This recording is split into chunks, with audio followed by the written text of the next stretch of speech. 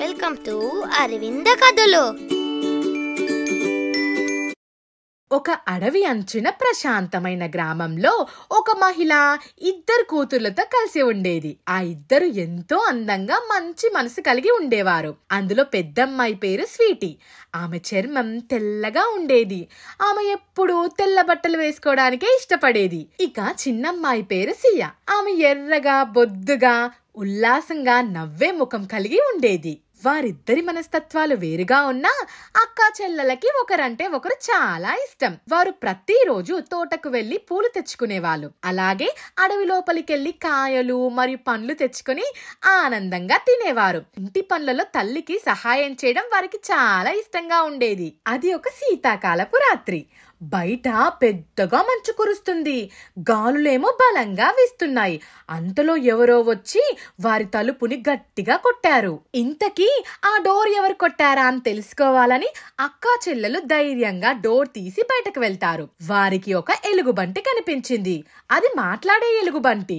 భయపడకండి, నేను మిమ్మల్ని ఏమీ చెయ్యను. నాకు బాగా చలిగా ఉంది, అలాగే ఆకలిగా కూడా ఉంది. నాకు కొద్దిగా ఆహారం పెడతారా అని ఆ ఎలుగుబంటి జాలిగా అడిగింది.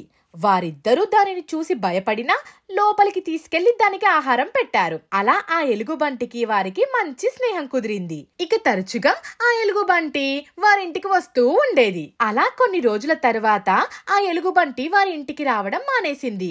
ఆ అక్క చెల్లెళ్ళు ఆ ఎలుగుబంటి రాకపోవడంతో చాలా బాధపడేవారు. కాలం గడుస్తున్న కొద్దీ వారు ఆ ఎలుగుబంటిని మర్చిపోయారు. ఒక రోజు ఆ అందమైన యువతులు అడవిలోకి పండ్ల కోసం వెళ్లారు. వారికి ఒక అరుపు వినిపించింది.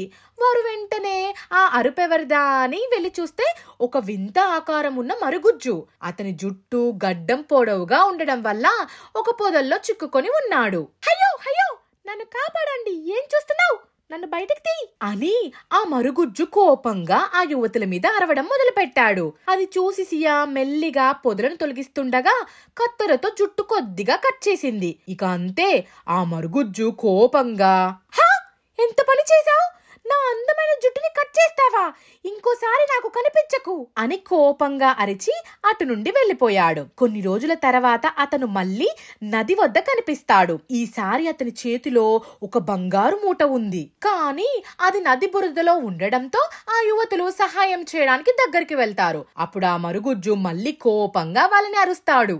అయ్యో, మీకెన్నిసార్లు చెప్పాలి నా దారికి అడ్డం రావద్దని, ఈసారి మీరు మళ్ళీ కనిపిస్తే మీకు శాపం ఇస్తాను అని అంటాడు. అప్పుడక్కడికి ఎలుగుబంటి వచ్చింది. అది మరుగుజ్జును చూడగానే దాని మీదకి ఒక్కసారిగా గంభీరంగా అరుస్తూ గట్టిగా దూకింది.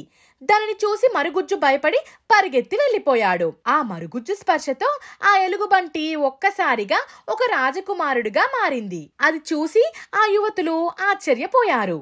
ఎవరు నువ్వు, ఏంటి ఇలా మనిషిలా మారావు, నిన్ను చూస్తే ఆశ్చర్యంగా ఉంది. నేను ఒక రాజకుమారుణ్ణి. ఈ మరుగుజ్జు మా రాజ్యంలో బంగారం దొంగతనం చేసి పారిపోతుంటే నేను అతన్ని వెంబడిస్తూ వచ్చాను. అతను ఏదో మాయ చేసి నన్ను ఎలుగుబంటిలా మార్చాడు. మరి నువ్వు మా ఇంటికి వచ్చినప్పుడు ఇదంతా ఎందుకు చెప్పలేదు? నాకప్పుడదంతా గుర్తులేదు. ఇప్పుడు ఆ మరుగుజ్జు స్పర్శతో నాకంతా గుర్తొచ్చింది. యువరాజు ఎలుగుబంటిగా ఉన్నప్పుడు అతని ఆకలిని అర్థం చేసుకుని అక్కా చెల్లెళ్ళు అతని కడుపు నింపారు. వారికున్న దయ, ప్రేమ గుణాలను అర్థం చేసుకుని ఆ యువరాజు అక్కా చెల్లెల్లో అక్కని పెళ్లి చేసుకుంటాడు. ఇక యువరాజు తమ్ముడు చెల్లిని పెళ్లి చేసుకుని వారు సుఖమైన జీవితాన్ని కొనసాగిస్తారు. మంచి మనసుంటే గొప్ప జీవితం లభిస్తుందని ఈ కథ నిరూపించింది. అరే బాబు, సబ్స్క్రైబ్ చేయండి.